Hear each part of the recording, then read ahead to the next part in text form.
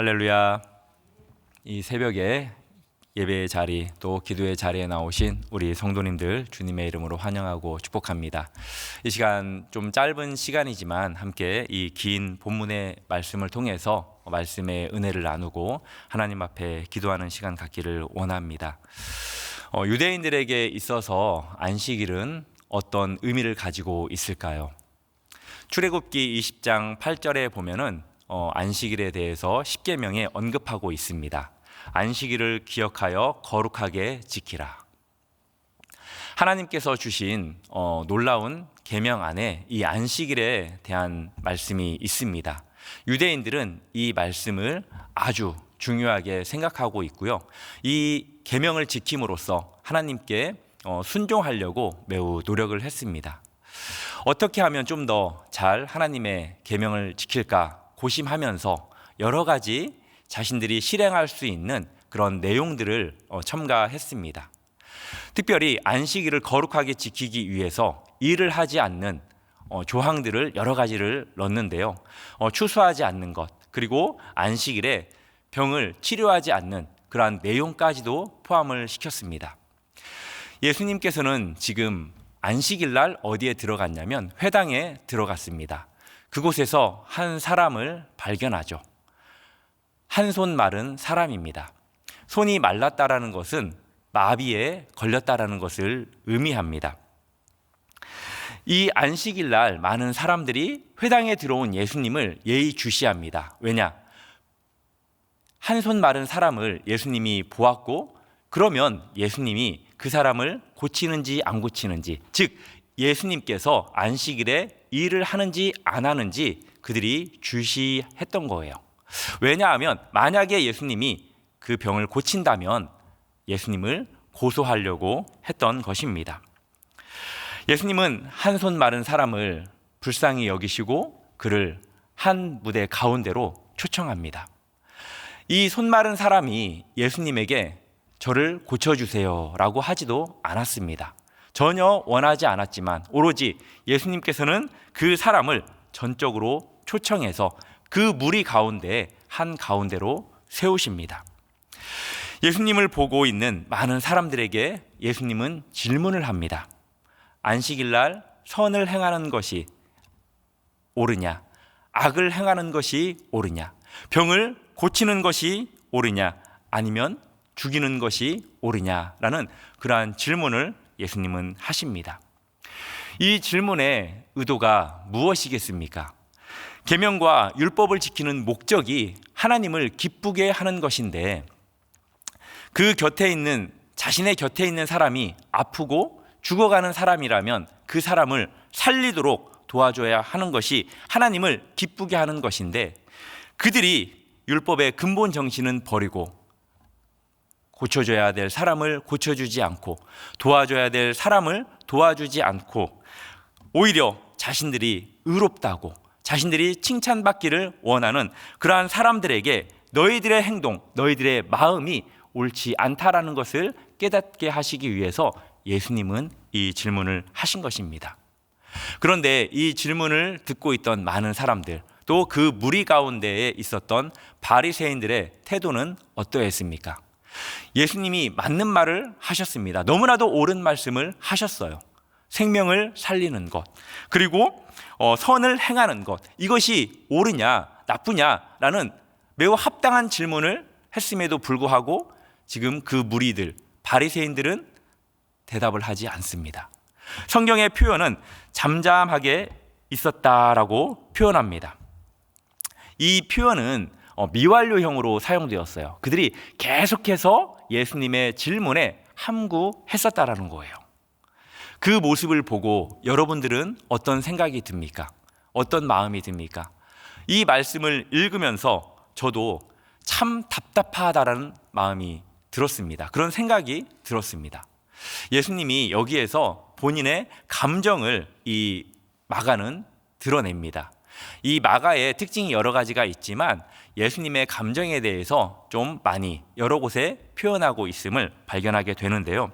예수님의 구체적인 그 감정의 묘사를 두 개 살펴보자면 첫 번째는 노했다라는 것입니다. 여기에서 예수님이 화가 났다라는 것은 단순한 분노를 의미하는 것이 아니에요. 예수님은 누구십니까? 구원주가 되시지만 또 예수님은 심판주예요. 예수님의 이 분노는 다름 아닌 공의의 분노라는 겁니다. 장차 그들이 심판을 받을 수밖에 없는 존재라는 그 사실 때문에 예수님은 분노하신 것입니다. 그 정확한 이유는 그들의 완악함 때문이었어요. 이 완악함이라는 표현은 이 사복음서 가운데 마가복음에만 나오는 표현입니다. 이 완악한 마음을 우리가 어떻게 이해할 수 있냐면, 바른 말을 들어도 귀를 틀어막고 끝까지 자기 입장을 바꾸지 않는 그 마음의 상태를 의미하는 겁니다. 귀를 막았다라는 것, 그리고 예수님께서 옳은 말을 했는데 귀를 막았기 때문에 들리지 않는 거예요. 그것이 옳은 말씀인데도 불구하고 그들은 그것을 인정하고 싶지 않았던 것입니다. 자신의 생각을, 입장을 바꾸지 않았다라는 거예요. 이 완악함이라는 표현이 또 대리석이라는 그러한 돌과 같은 의미를 가지고 있습니다. 그러니까 그들의 마음이 돌과 같았다라는 거죠. 돌 같은 마음에 어떤 말씀이 뿌리를 내릴 수 있겠습니까? 또 어떤 말씀이 그 마음 가운데 흡수가 되겠습니까? 그들은 절대 그렇지 않았다라는 겁니다. 그 완악함 때문에 예수님께서는 분노하셨어요. 그리고 두 번째 감정은 탄식하셨다라는 겁니다. 그들의 완악한 마음을 보고 예수님께서는 슬픈 마음이 들었어요. 이 탄식이라는 단어도 너무나도 자주 쓰인 단어가 아니에요. 딱 신약 성경에 여기에 한번 기록된 말씀입니다. 이 말씀은 어떤 뜻을 가지고 있냐면 지극히 슬퍼하고 상처받은 마음이라는 거예요. 유대인들은 누굽니까? 하나님께서 택한 백성이에요. 예수님의 백성들입니다. 그런데 그들이 예수님의 말씀을 이해하지 못하는 거예요. 예수님이 누군지도 알지 못하는 거예요. 예수님께서 옳은 말씀을 했음에도 불구하고 그들이 받아들이지 않는 거예요. 예수님은 분노하셨을 뿐만이 아니라 그들이 심판받을 수밖에 없는 그러한 존재라는 사실로 인하여서 당신의 백성, 당신의 자녀들이 심판받을 존재라는 그 사실로 인하여서 예수님은 너무나도 슬펐던 겁니다. 예수님께서는 이 땅에 그들을 구하러 오신 구세주입니다. 그러나 복음을 받아들이지도 않고 율법을 오히려 편협하게 해석해서 예수님을 판단하고 정죄하는 그 어리석음 때문에 궁극적으로는 심판받을 수밖에 없는 존재라는 그 사실 때문에 예수님은 그렇게 탄식이 흘러나왔던 것입니다. 안식일에 치료하면 안 되는 것을 예수님이 몰랐을까요? 너무나도 잘 알고 있었죠. 그들의 율법을 예수님도 잘 알고 있었습니다. 그런데 예수님은 어떻게 하시죠? 고쳐주십니다. 이 사건은 단순하게 손 마른 사람을 고쳐준 그 고침의 의미를 훨씬 넘어서 있다라는 것을 우리는 말씀을 통해서 확인할 수 있는데요. 원래 레위기 21장에 보면은 몸에 흠이 있는 사람은 하나님 앞에 나와서 제사를 드릴 수가 없습니다. 이제 제가 본문의 말씀이 길어서 이렇게 읽지는 않겠지만 어떤 사람들에 대해서 언급을 하고 있냐면 맹인, 그리고 다리 저는 자, 그리고 손발이 부러진 자, 그리고 또 습진이 생겼거나 또 버짐이 생겼거나 등이 굽은 자 등 기타 여러 등등 몸에 흠집이 있는 사람들은 예수님 앞에 나와서 제사를 드릴 수 없다라는 거예요. 즉 예배를 드릴 수 없다라는 것입니다. 바로 이 사람이 그러한 사람이라는 거예요. 그런데 예수님은 어떻게 하시죠? 그 사람을 치유하십니다. 병을 고쳐준 것을 넘어서 예수님 앞에 나와서, 하나님 앞에 나와서 어떠한 것을 행할 수 있는 존재로 예수님께서 만들어 주셨다는 거죠? 예배 드릴 수 있는 존재로 예수님께서 만들어 주셨다라는 겁니다. 예수님께서 이 땅에 오신 이유에 대해서 마가복음 1장 38절에 정확하게 말씀하고 있습니다. 우리 1장 38절 한번 같이 읽어볼까요? 시작. 이르시되 우리가 다른 가까운 마을로도 가자. 거기서도 전도하리니 내가 이를 위하여 왔노라 하시고 아멘. 예수님께서 이 땅에 오셔서 당신을 알게 하고 또 당신을 믿게 하고 그로 인하여서 하나님을 예배할 수 있도록 예수님께서 이 땅에 오셨다라는 거예요. 전도하기 위해서 예수님께서 이 땅에 오셨습니다.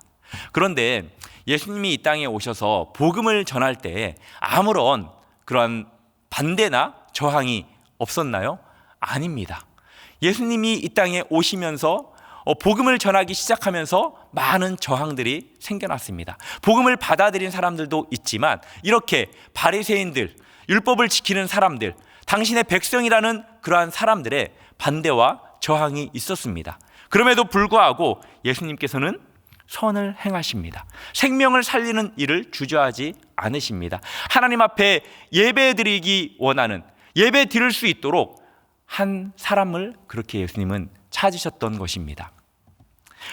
우리가 여기에서 병자를 고치는 것을 잠깐 좀 볼 필요가 있어요. 예수님께서 병자를 어떻게 고치시죠? 내 손을 내밀라 라고 말씀하십니다. 예수님께서 많은 말씀을 하신 것도 아니에요. 내 손을 내밀라. 우리 한국말로는 세 단어죠. 세 문장, 세 단어죠. 예, 이거밖에 안 했어요. 잠깐 생각해 보십시오. 내 손을 내밀라. 여러분들은 이것을 일이라고 생각하세요? 그렇죠. 우리는 일이라고 생각하지 않습니다. 그러나 그들은 이것을 일이라고 생각해요. 내밀었더니 고쳐졌더라. 예, 회복이 되었습니다. 이들은 회개하기는커녕 예수님께서 선을 행하시고 또 생명을 살리신 이것을 일로 여기고 예수님을 죽이려고 모의합니다. 이들은 예수님을 반대했습니다. 그런데 또 예수님을 많이 이렇게 따라오고 예수님을 찾아온 무리들이 있습니다. 이제 그 말씀이 7절부터 이제 계속되는 말씀인데요. 수많은 사람들이 예수님께 나아옵니다. 왜 그들이 예수님께 나아오죠? 예수님께서 행하셨던 그 많은 일들에 대해서 그들이 들었기 때문에 예수님께 나옵니다. 그런데 그들의 목적이 예수님의 그 어떠한 분인가, 그 정체성을 알고 예수님 앞에 나온 게 아니에요. 예수님을 따른 게 아닙니다. 성경을 읽어보면 그들은 질병의 치유를 위해서 자신들이 겪고 있는 그 고통으로부터 해방되기 위해서 예수님 앞에 나온 겁니다. 예수님을 위해서가 아니라 하나님의 나라와 하나님의 이름과 영광을 위해서 예수님 앞에 나온 것이 아니라 단지 자신들의 그 실질적인 이익을 위해서 예수님 앞에 나온 겁니다. 여기에서 이제 예수님이 더러운 귀신을 제어해요. 왜 제어를 하냐면 예수님에 대해서 제대로 알지 못하고 사람들이 따르는 것을 방지하기 위해서 인간의 아픔과 고통을 덜어주는 단지 예수님이 기적을 행하시는 분이라는 것으로만 이해하고 예수님을 따르지 않도록 그렇게 예수님은 더러운 귀신까지도 제어하는 것을 보게 됩니다. 이렇게 무리들은 그냥 아무 생각 없이 예수님을 따라옵니다.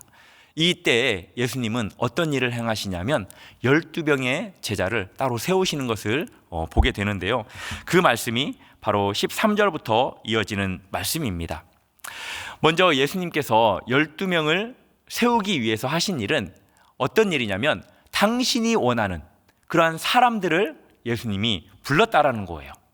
아무나 다 나온다고 해서 예수님이 제자로 그 12명 안에 포함시킨 것이 아닙니다. 그 가운데에 예수님께서 원하는 사람 12명을 예수님께서 세우십니다. 제자는 예수님의 부르심을 통해서 세워진다, 이루어진다라는 것을 알 수 있습니다. 왜 예수님께서 12명의 제자를 세우셨을까요? 예, 그렇습니다. 예수님과 함께하기 위해서 또 그리고 동시에 하나님의 그 복음을 전할 수 있도록 파송하기 위해서 예수님께서는 12명의 제자를 그렇게 세우십니다. 여기에서 중요한 것은 뭐냐? 예수님과 함께하는 그 사람이 곧 예수님으로부터 파송된다라는 것을 우리는 알 수 있습니다. 마가복음 9조에서 이 12명의 제자를 세우는 것이 상당히 중요하지만 이 이야기의 이 말씀의 주된 목적은 뭐냐면 이 제자도의 근본에 대해서 이야기를 하고 있는 건데요. 그것은 뭐냐? 바로 예수님을 따르는 자가 곧 예수님과 함께하는 자라는 거예요. 동반자가 된다는 겁니다. 그리고 예수님과 같이 동반하는 그 사람이 바로 예수님의 복음을 전하는 사명자가 될 수 있다라는 겁니다. 즉 예수님의 사역에 확장해 나가는 그러한 참여자가 될 수 있다라는 거예요. 우리가 읽었던 그 1장 38절 다시 한번 제가 준비한 그 말씀만 띄워주시면, 우리가 다른 가까운 마을로도 가자. 거기서도 무엇 하겠다라고 예수님이 말씀하셨죠? 전도할 것이다. 예, 전도하자라는 그러한 말씀인데요. 이 전도라는 단어가 복수로 사용되지 않았어요. 단수로 사용되었습니다. 이 말은 어떤 의미를 가지고 있냐? 예수님께서 이 말씀을 하신 이후에 예수님이 전도했다라는 말이 없어요. 그 의미는 이 전도가 이제 누구에게 전가되었다라는 거죠? 12명의 제자들에게 전가되었다라는 거예요. 예수님께서의 그 전도의 사역의 바톤을 이제는 제자들에게 넘겨줬다라는 거고요. 그리고 예수님을 따르기 원하는 자들, 그 가운데들 가운데 예수님과 함께하는 자들 가운데 예수님이 택하시는 다음 세대로 이 전도가 계속해서 이양된다라는 것을 의미하는 것입니다. 사랑하는 성도 여러분, 오늘도 우리는 어떻게 살아가느냐? 예수님의 제자로 살아갈 것입니다. 우리에게도 각자에게 주어진 하나님의 사명이 있습니다. 특히 우리에게 주어진 것은 다름 아닌 하나님의 복음을 전하는 것입니다. 예수님께서도 이 땅에 오셔서 복음을 전하실 때에 저항이 있었습니다. 우리에게도 마찬가지로 저항이 있을 것입니다. 그럼에도 불구하고 우리는 오늘 어떻게 살아야 됩니까? 예수님과 같이 복음을 전하는 삶을 살아야 합니다.